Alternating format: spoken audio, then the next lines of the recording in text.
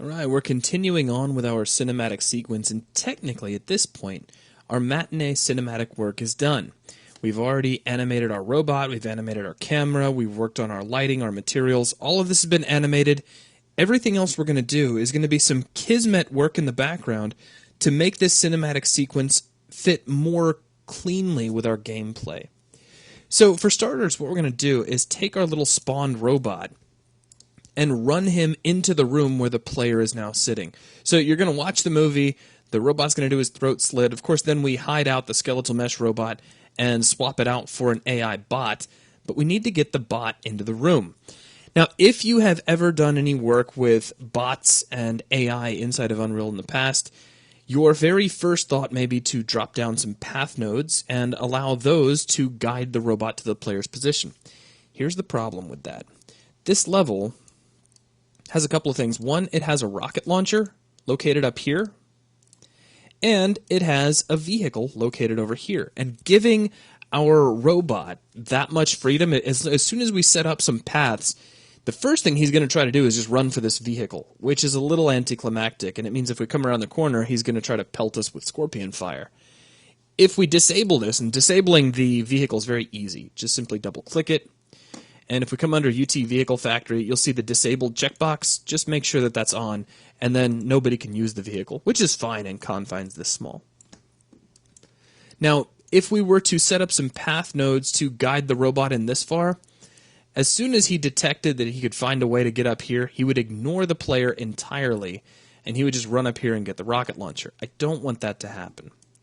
So what we're going to do instead is use another system to force the robot to run into the room. So let's take a look at how we can do this. I'm going to jump into Kismet. And here's our actor factory. Now, this is what is responsible for spawning our bot into the world. And we can take the bot as soon as it's spawned and store it into a variable. So let's go ahead and do that. I'm going to right-click on the spawned output and choose Create New Object Variable. And there we go. Now, at the time of actually writing this out, is at the time that we're building this script, this variable is empty. During game time, whatever object is spawned, in our case a UT bot, will get placed into this variable. Now we can pass that information onto another node. So right next to our actor factory sequence object, I'm going to right click, choose new action, actor, I'm going to go down to AI, and we'll grab move to actor. Now I'm going to take the finished output of our actor factory and plug that into the move to actor. Now move to actor is looking for a little bit of information. First off, it wants a target. That's basically asking what object is going to be moving, and that's going to be whatever bot was spawned. So we'll just plug that right into our variable. Next it's looking for a destination. So to create the destination, we can create any actor in our scene. Anything that's placeable can be used. So what I'm going to do is use a placeholder actor of a note. So let's open up the content browser, jump over to actor classes, and right at the topmost level, you'll see a note actor. Click on that, let's right-click, say here on the floor, and choose Add Note here. Now you can pick this guy up out of the floor, but leave him pretty low. If you get him up too high, the robot won't be able to see him as a navigation point anymore. So I'm just kind of sliding him down until the little backboard of the notepad is just kind of sticking down through the floor. So this is Note 0. Let's go back into Kismet. I'm going to right-click on our destination input and choose New Object Var using Note 0. Let's close and give this a quick test. Just see what we get.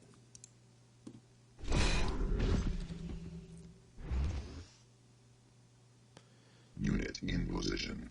Now, if everything worked, we should be able to wait just a second, and as soon as we round the corner, that bot should be right up here by the door. And he is. So we got him really close to the entrance. However, let me point something out to you. So you might be thinking, well, that's great. Why don't we just take this and we'll put it exactly where we want our bot to go. Right up in here, I suppose. Now we'll try this out. Unit in position. And we'll just wait for the robot to round the corner. And he's not here yet. And he's still not here. In fact, he's still sitting way back there in the back. This is a very rudimentary form of navigation. This is, I mean, really just grabbing your robot by the brain and saying, hey, run to this guy. So what we got to do is kind of walk him in. So we're going to slide this back. Get it right about here. Now I'm going to duplicate this object off. So let's hold down Alt, and we'll slide this over. Now, doing this will cause me to have to adjust some of my node actors over inside of Kismet. Because now, if we jump back over to Kismet, we're now running to note 1 instead of note 0. Basically, when you duplicate an object using the Alt key, what's happening is that the duplicate is left at the location of the original object, and you're actually dragging the original object with you. Now, they're nice enough to set it up so that Kismet will update, but that's not exactly what we wanted in this case. I'm going to grab my Move to Actor and just hit Control-C, Control-V, and we'll duplicate that. Notice it's already connected to a couple of things. It's already connected to Note 1, which is fine. In fact, I can unhook that guy over here. Actually, let's just unhook everything. We'll keep everything really straightforward for now. So what we're going to do is say we move to the first actor. When we're finished with that, move to the second actor. Now let's make sure we've got exactly who's who set up. So if we select this first actor, this is Note 1. So the first guy we want to run to is Note 1. The next guy we want to run to is Note 0, so we'll select that.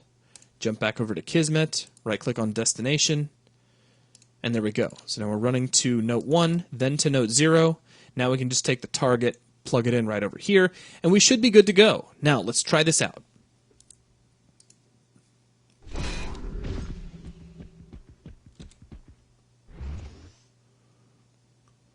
Unit in position. And we should see him run into the room, and here he is. But here's the great thing. He doesn't see us yet. Shh, be quiet. We can sneak past him. He'll completely ignore us. Or we can just walk right up behind him and blam! Okay.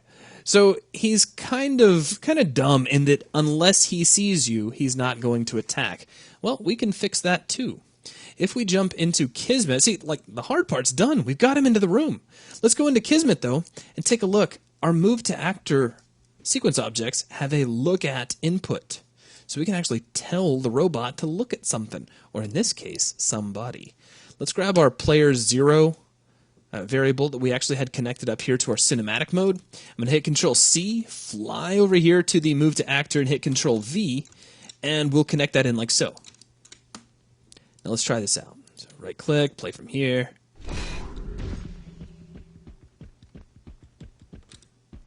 Now, when he rounds the corner, as he runs to that second point, he should be looking right at us, which means he's going to immediately open fire. And there he goes. First blood. Immediately trying to kill us. Now, the cool thing about doing it this way is that we don't run any risk of him ever thinking that he can run up here and grab the rocket launcher. We're going to leave that to be our little secret, which is going to be really important here in an upcoming video. For now, though, go ahead and save your work, and we'll continue on after this.